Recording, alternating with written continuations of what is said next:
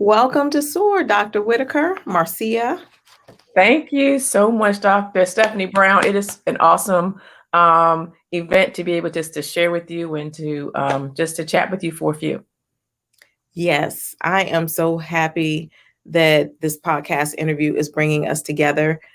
We met, working together, and you work just kind of periodically. So I have not seen you in a while. So it's great to be able to see you. Thank you. Good to see you too. So the last few times we saw each other, I definitely did notice a transformation, not just physically, but just kind of like in your overall aura. So I am really excited to kind of hear about your transformation and the transformation that you're helping other women to do. And our topic today is a great one. It is breaking out of your personal prison. And I would love for you to tell us a little bit about yourself and what this topic means to you. Absolutely. And I need to hear more about what you saw because I need to internalize that and to kind of figure out. But it's apropos that the topic is breaking out of your personal prison because that's what I have been doing, what I have been feeling, what my goal is in life. And the thing that I remember a while back, I felt like I wasn't myself. I felt like I was losing me. I felt like I was in this personal prison. And the thing about the personal prison is that, so there are people who put you in a box, right? There are people who limit us. But what we do is we put ourselves in a inner box. And because we don't want to, we're trying to, make the situation better. We're trying not to have to butt up against other people's expectations of us, or we're trying to color within the lines. So if we can box ourselves in more, that keeps us safe. But it's a box that we put ourselves in. And so the process of getting to being your authentic self is saying, you know what, I need to break out of this prison first, and then I can start dealing with the prison that other people put me in. Absolutely. Absolutely. Okay. So when we have a topic like this, it always begs the question, and you already said you felt like you were in a personal prison. So, what is a personal prison? Mhm. In my mind, a personal prison is when you really want to do, say, you want to do X, but because of stuff that's happening outside of you, you decide to do Y. Mhm. You decide, I had a conversation with a lifeguard at the pool the other day. She wanted to go to medical school, but her mother was like, well, you know what? It's going to take you a long time.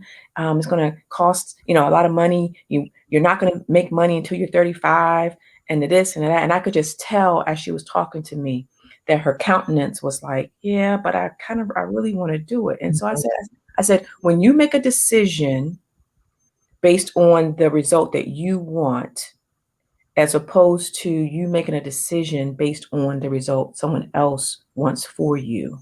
Mhm. That's you boxing yourself in. Right. That's a great example. But in that example, we would say that some of it is her boxing herself in, but realistically, right, if she is a young person, she probably is dependent on her parents or her mother for support. And Mhm. it's kind of hard to take the path less walked when you don't have that support. So how do you step outside of your personal prison when you're the only one who sees the light and you don't have any support? Mhm. So that's a good question. So I think there's probably more, clearly more, but I think there's the two that I'm going to talk about. There are those people who are born in this world with a mind of their own. They don't care what other people think. They're going to do it their way, and they're going to be successful, right? Then there's those of us who are more timid. We didn't grow up that way. We don't have we're checking the temperature in the room to see if we can raise our hand, if we can step to the front. We're waiting. We're kind of like in that Mother May I, Simon Says, cookie cutter mentality where we're waiting for permission in order to step out, in order to come into the light, in order to speak our truth, in order to tell our story. And those are the women that I help. I help those that are feeling that way. And the bottom line is that you give yourself permission, Permission. right? One of my favorite coaching statements is validation is for parking. I It's like that. not for people. We're always looking for external validation, but when we can self-validate, that is the major step to say, you know what, I'm stepping out of here. I don't have to work 9 to 5, 5 days, Mhm. right? I don't have to. I can do something differently so I can get a different result. Absolutely. So on this show, I always talk about overcoming limiting beliefs. And I think that in order to step out of a personal prison, there's definitely some limiting beliefs that you would have to overcome. So could you share some of the limiting beliefs that you had to overcome to step out of your personal prison? Oh my gosh, yes. One is I can't do it. I don't know how to do it. They're not going to let me. I'm going to fail. And the one that gets me the most is what if I succeed? Hmm. And now I've set a new standard. I've broken out the box, right? And now I'm standing here and now I'm trying to cross this next road, but all of these buses and the SUVs, the tractor trailers, they're all coming. And I'm telling people, hey, I'm leaving, but now I have to navigate all of these new challenges that I could barely get out of the box before. And now all these other things have come up and I don't know if I can do it. And if I fail, now what are people going to say? Hmm. That's very powerful. What I've found is that our stories are so powerful. Well, and they really help us connect with other people. So when we get to the point where you mentioned authenticity, where we're able to be authentic and we're able to just share our story, we never know how many lives we can touch and transform just by sharing our story. So I would just love to hear what your personal prison was and how you overcame those limiting beliefs to get out of it. Mhm. Oh gosh. There are so many stories. And I'm going to try to touch on a couple. I mean, the one that I fall back on or go start with is about my birthmark. And this it's an older story, but I still see remnants today. And so I had this birthmark. I had it since birth, since the birthmark. but but it was something that I was subconscious about. It was something that I felt like whenever someone looked at me, they were looking at my birthmark and then they were judging me or thinking I got hit. I was in a fight. And the crazy thing is sometimes now, one, I stopped seeing it. And some other people who look at me after they've known me for a while, they're like, I don't even see it. But in my head, it was like this thing that was this big. Yeah. And so we all have flaws. We all have things that limit. We all have those things that limit us, that cause us to our confidence to be rocked, our self esteem to be low. And I was also chunky as a child from the waist down.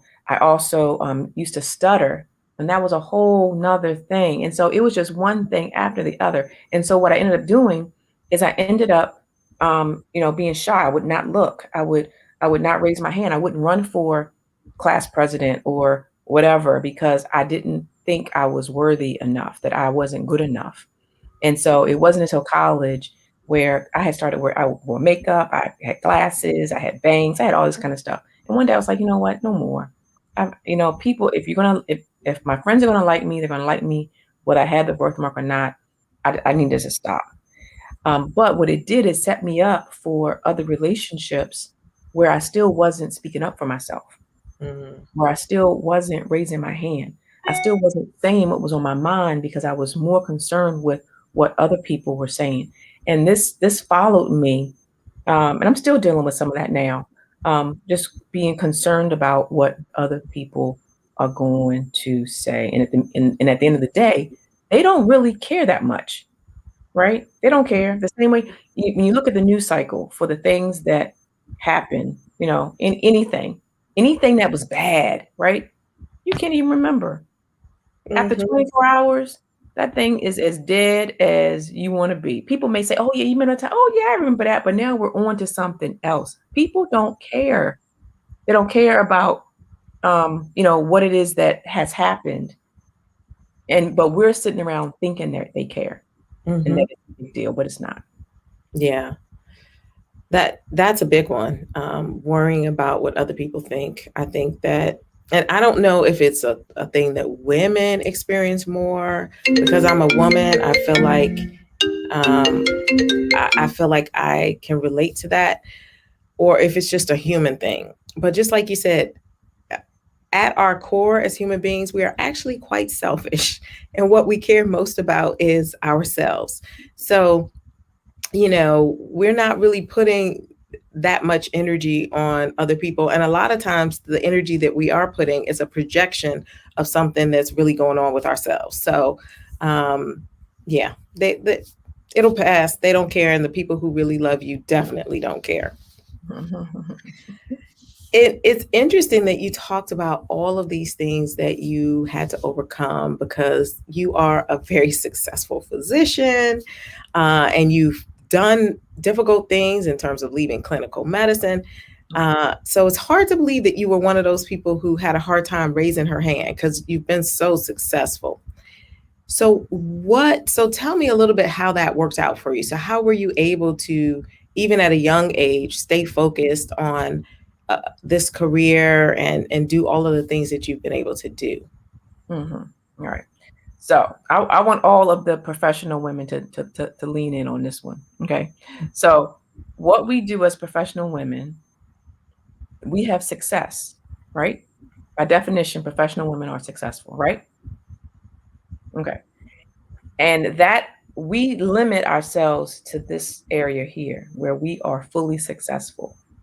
But all of the other areas of life, we are not as successful and we don't talk about it and we don't seek help about it and we Mhm. don't shine light on it. We kind of keep it and we're like, you know what? I'm good. I'm good at work, but at home it's a hot mess. Or Mhm. at church I'm on this ministry and I can get people to do, I can do that conference. But at work for the team I have, it's a hot mess, right? And Mhm. so, or my children, I can mentor these kids, but the kids I have right here now, they're working me, right? But Mhm. and this is what we do. We go on mute. And so when as there were those areas where I was struggling and I needed help. I needed someone to say, "Hey, it's not just talk it through," because we know we have all the answers, right? We know what we need to do. We know what the options are, what we could do to get out of where we are. But we spend our time living right underneath the surface and not going deeper. Mm. And so we just need somebody to help us go in deeper, see what's there, feel the feelings, whatever, get to the bottom of it. And so now have that cry. And now you're like, okay, I got it out. This is what I need to do. So I focused on the things, to answer your question specifically, I focused on the things I did well Mhm. and swept under the rug the things that I didn't do well. Mhm. Mm. That was eloquently said. I know that that has been a truth that I can relate to, and I'm sure that that's a truth that a lot of other professional women can relate to. And sometimes I think we focus on those things that we do well because that's where we get that external validation that we still think that we need. Um, so, as a physician and a public health expert, how did you get into life coaching? So I was dealing with a marriage that kept me in a box, that was part of my issue was that I was trying to make everybody else happy, and in the meantime, I was making myself miserable. Mhm. Um, to the point that I thought about taking my life. And when I say that, I mean it's a truth, but it wasn't. You know how it was more of the ideation, right? It isn't. I'm going to go and take some pills, but it's like, you know what? This right here is difficult. This right here is something that I have been praying on and asking God to help me with, and it just is it's not doing. God, help me, release me.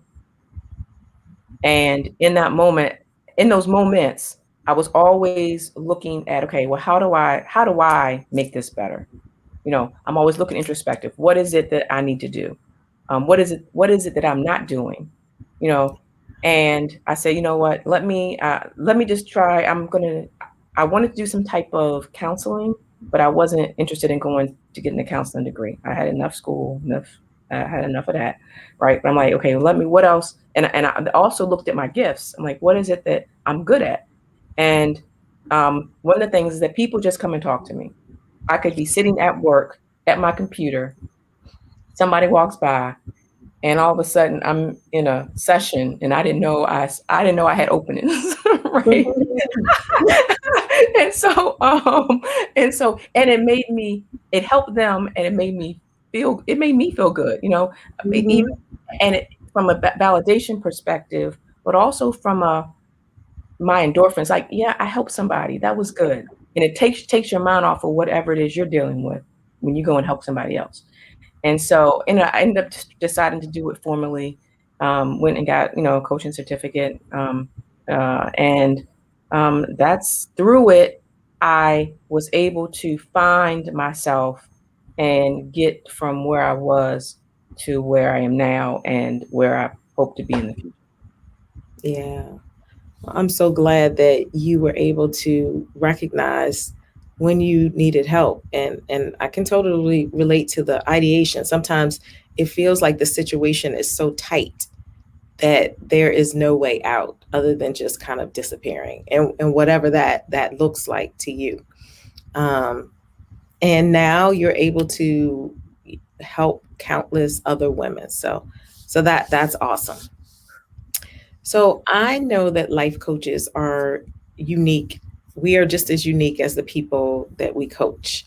And there are always people who need to hear just from you specifically. And because of your past experiences, because of the way you deliver the message, you're the one that can connect to them.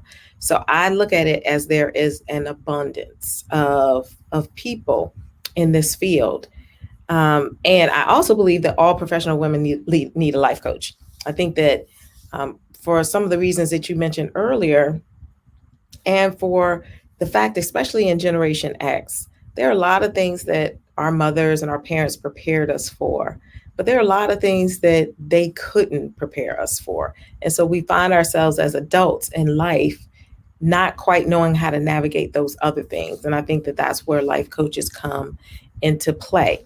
So I would love for you to just share what your personal coaching philosophy is, so that if that woman out there is listening who is the one that only you can speak to, she'll be able to hear it. Mhm. I 1000% believe that every professional woman needs a life coach. 100. And I would even go farther to say I think every person needs a life coach. And if you just think about the number of years, months, days, hours that you may have wasted contemplating, thinking about one particular thought, one particular decision, one particular whatever. And when you're able to have a conversation with someone who they may know you, but they don't know anything about you, and you get to a place you're like, hmm, and that thing can happen like that. So my birthmark took me 10 years to get over. What if I had had somebody speaking into my life to say, hey, what's the worst thing that's going to happen? What's the best thing that can happen? What is it that you want to believe about that birthmark? How is your difference making you different? How is that going to help you reach someone who also has a physical um, ailment limitation? How is God going to use you? And like, yeah. So now, and it took me towards the end of the time. I'm like, when someone, a little boy, I remember I was at a picnic. He said, "What's wrong? What's you got something on your face, right?" And I said, "Yes, I do. It's a birthmark that God gave me, and He told me that I'm fearfully and I'm wonderfully made." Mhm. He walked away like, didn't see him anymore, right? And so, Right. but I didn't say it like, no, no, no. It was like, hey, yeah, this is me, to the point where he now had a shift. And so, so that's my philosophy. My philosophy is allowing people to share and to say it, because once you say it, now you get distance from it, and now someone else is able to say, okay, let's examine it. What is it? What does that really mean? What story are you telling yourself about it? How is that affecting you? And Mhm. once the light gets shown on it, you're like, yeah, why am I doing that? Yeah. Yeah. And now you can move on and go to the next challenge, because that's what life is. Life is a series of challenges or hurdles, and the end of it isn't the hurdle. There's a race that we're running, and the finish line is all the way over there somewhere. We just have to, how we get over each hurdle is how we're going to live life, and all the people behind. If we stop, the people behind us who are using us as their rabbit, right? We're the lighthouse for them. They're now going to stumble and fall because we couldn't get up. Mm. Thank you for sharing that. So I think that that's a pretty clear perspective on how you look at your coaching. So I would love, I know I always like to be able to take away tips or strategies or pearls, as I like to call them. So if you could share some tips or strategies around how to break out of your personal prison, that would be amazing. Sure. So many come up. The first one is, I give a talk called Becoming the X Factor. And we think that the X factor isn't it, right? When you think of some of the people who may have the it factor, Mm. for you, who comes up? Who has the it factor? J Lo. J Lo, yes, yes, yes, yes, right. And some of the other people that come to mind would be like Oprah, Mm-hmm. or Michael Jordan, or LeBron, right? Simone. Um, Simone, yes, right. And so when you hear, the other person I think about is Tiffany Haddish, right? Mm-hmm. When you think about those people and you go into their story, right, what you're going to find is struggle. Mm-hmm. It wasn't, it didn't happen overnight. There was a series of things that happened to them, and they now changed or became whoever they were because of it. And some of them, that story about Michael Jordan, he didn't make his varsity basketball team in high school. And what he did is he spent, the days after that saying, you know what, I'm going to make it. I'm going to make it. And every day he was out doing something. And then I think he did make his JV team that year, but he wanted to be on varsity. He Yeah. also grew some inches. Anyway, so there's adversity, and then there's the conquering. And when you realize that the X factor isn't a it, but it's a who, it's you, and you get to decide that you are the X factor. And when you decide that you are the X factor, it now changes from I can't do it to I can do it. I just need Mm-hmm. to figure out how. And it's kind of like going back, we were talking about the passport issue, about me on my way out of the country, and found out a couple weeks before that my passport had expired. In those moments, I'm like, I'm not quitting. I'm not giving up. I'm going to exhaust every option. I'm willing to fly to Detroit. I'm willing to fly to Colorado. to get my passport. And I got my passport, right? Because Right. I did not stop. And that's the how do you break out of your personal prison? You do not stop. Mm. So you have to be relentless, right? Yes. Yeah. Okay. So yeah. And I would imagine that if you're in a personal prison, one of the things about prison is that it has walls. And so there are walls that either we've built or somebody else has built around us. So I would imagine that it takes some help, somebody being able to reach in and kind of help you break down those walls or show you a path. Because when you're inside a prison, there, you know what you know. So would you say that's another key element of breaking out? Absolutely. I think we all need help. We all need those, whether it's family, whether it's friends, whether it's a minister, a pastor, whether it's a teacher, a professor. And since we were talking, since you're a coach, I'm a coach, I think the coaching field is we are positioned to be to be that next step, to be that added resource to help. And the thing when you talked about the prison and needing somebody to help you, um, the other part of that comes in the Andy Griffith series Mm-hmm. and the local drunk, right? You remember him? His name was Otis. Mm-hmm. I remember Otis. Otis would come in drunk and he would, be in the jail. But when it was time for Otis to leave, Otis would stick his hand out of the jail, go get the key that was on the hook, Mm-hmm. unlock it, and come out. That is something that only the individual can do. And Mm-hmm. part of the unlocking, part of the reaching out is saying, hey, I need help.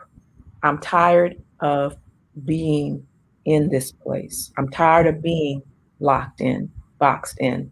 I'm tired. I'm tired of being tired. I know there's more for me. I know that there is something else. God has something else for me to do. There are people who are waiting on me to be free so that they can be helped. Mm-hmm. Yeah, that's a great imagery that really brought it home. So in your bio, you mentioned about how you appreciate the role of that the mind plays in life and health. So I would love for you to just talk a little bit more about that because there seems to be confusion for some people about how the mind plays a role in our health and our life. Mhm. Yes, because we spend all of these years studying and using our brain, our logical brain, to figure out things that the body can't really comprehend itself, or the mind can't comprehend what the body is doing. And there are connections, and so we spend all this time on the body, but we forget about the mind. And there have been studies, the ones that Yeah. say someone if you believe in a higher being and you pray, and so those individuals get healed better or faster than the people who didn't pray. And there's also something that we don't talk about a lot, is the gut or the intuition. Mm-hmm. We talk about it in terms of, oh yeah, my gut is saying, I should stay away from them, that kind of thing. And then there's the whole with um, I'm going to say a little bit of woo woo with the light and all that kind of stuff. Um, I believe in Jesus Christ, and so that is where my light comes from. But I understand where other people may be. But I know that it's all connected, and you have to have some appreciation for those other parts, in order to help someone, globally, get from where they are to where they want to be. Mm-hmm. Absolutely. And since we're talking about the role that the mind plays on life and health, what are your thoughts? I kind of brought her up earlier about Simone Biles and her decision to withdraw from the Olympic competition. Yeah, I think that that was an amazing display of her knowing who she is and what she needs. And through the pandemic, through some of the other people who have done similar things, I know the tennis player, Mhm. um, and there have been others. Say it again. Naomi Osaka. Mhm. Mhm. Mhm. There have been others who have said, "Hey, I'm not okay." In COVID, it's finally okay. It's finally okay to say, "Hey, I'm not okay." Yeah. All right.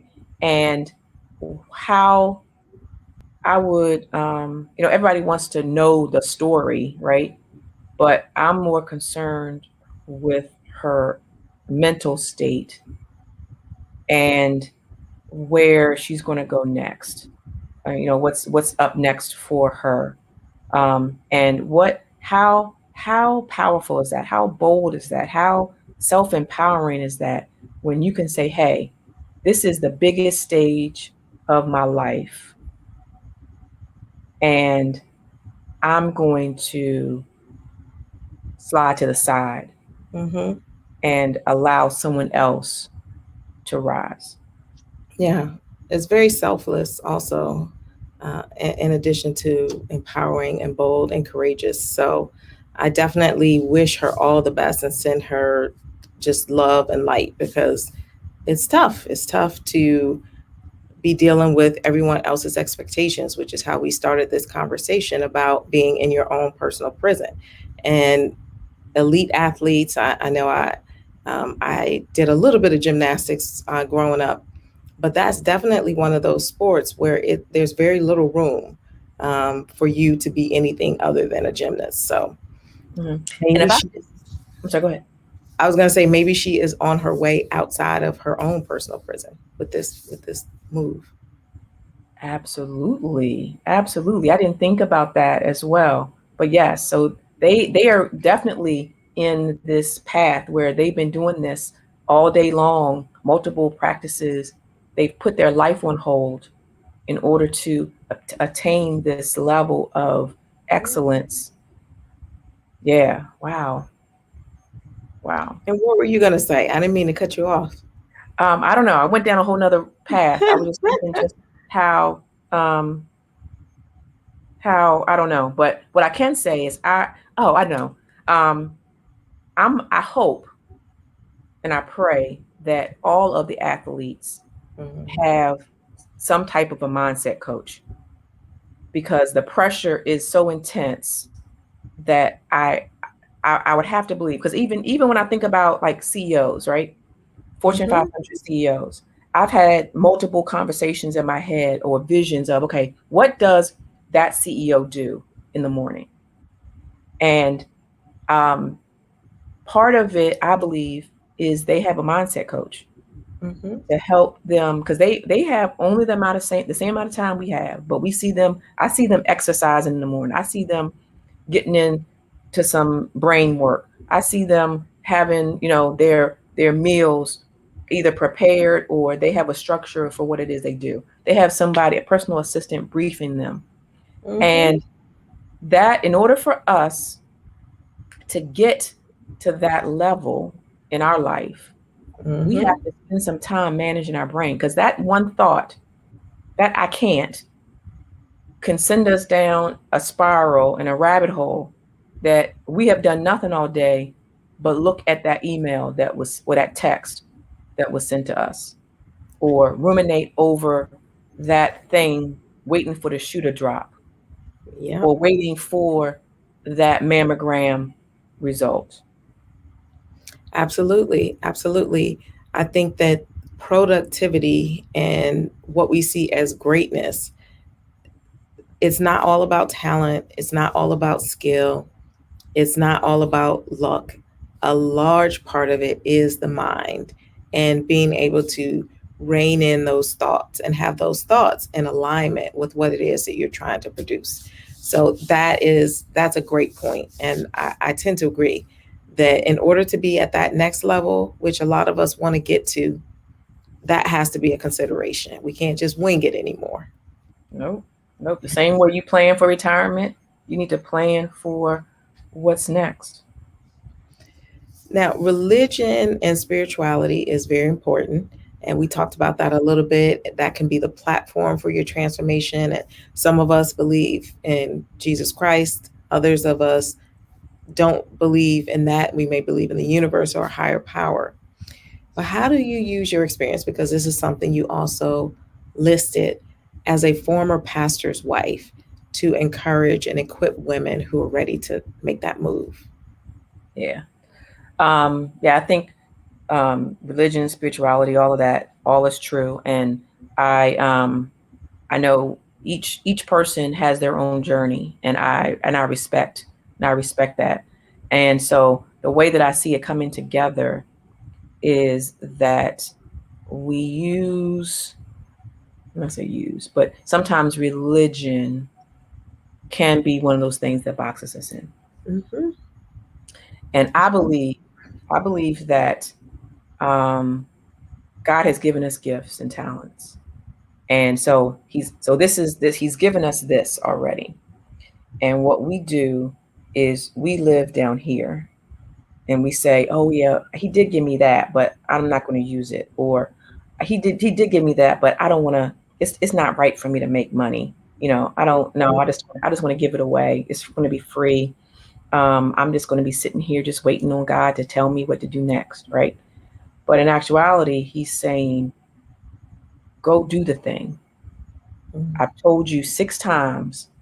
I gifted you with a voice to sing. I've shown you how to sing in a choir. I've shown you how you could go abroad. You could join this thing. You could do this. I gave you this scholarship. But we're saying, well, I don't want to. You know, I don't think that's what he's saying. Why did he give it to you? There's a story of the talents. We gave um it's a parable where he goes the what do you call it, the owner leaves out of town. He gets 1 5 1 2 1 1, and so the 5 and the 2 double the talent. The 1 buries it.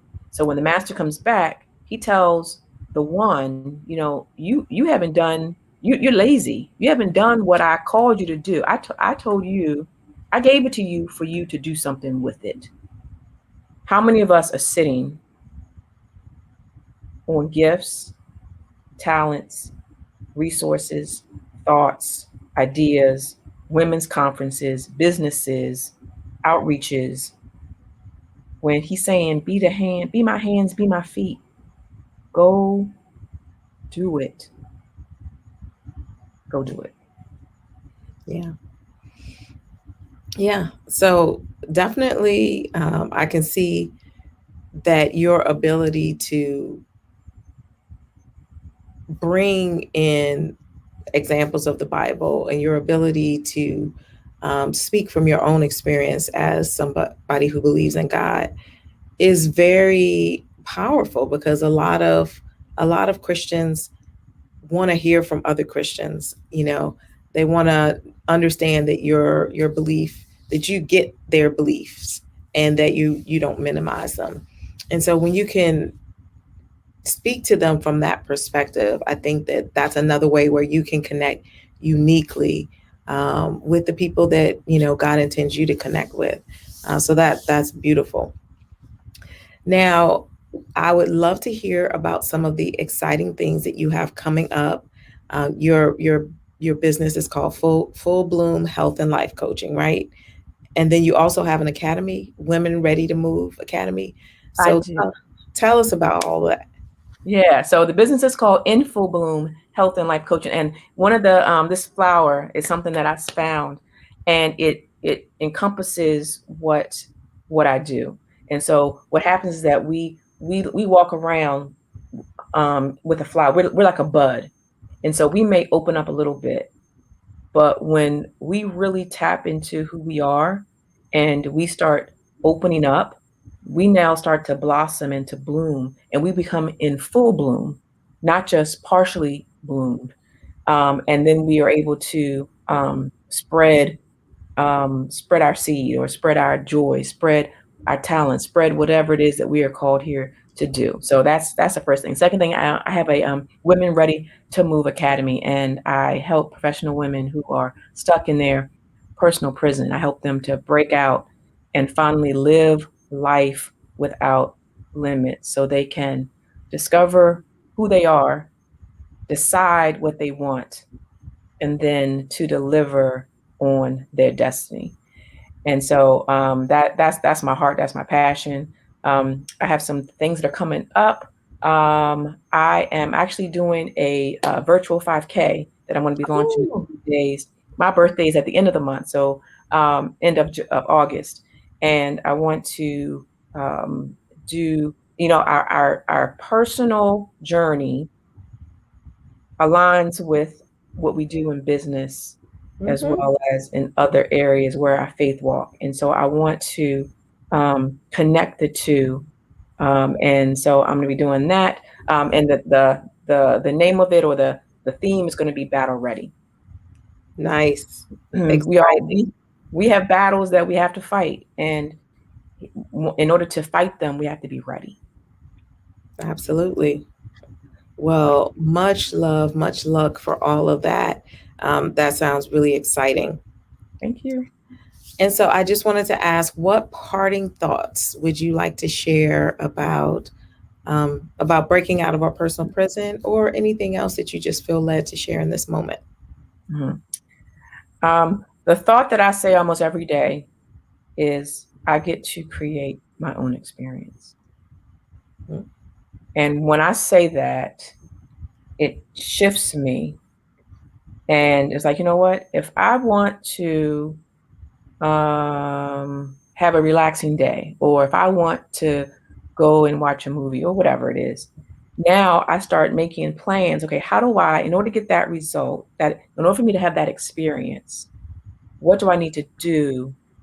What do I need to set in motion now in order for that to happen? Instead of allowing the day to toss me and move me and have me upset about something that I don't have to be upset over. Yeah, it can be an issue, but I don't have to be tossed around. I can decide that I am the head and not the tail, that I'm an overcomer. I can decide that, you know what, I'm not even entertaining the foolery, because I'm gonna be someplace else enjoying myself.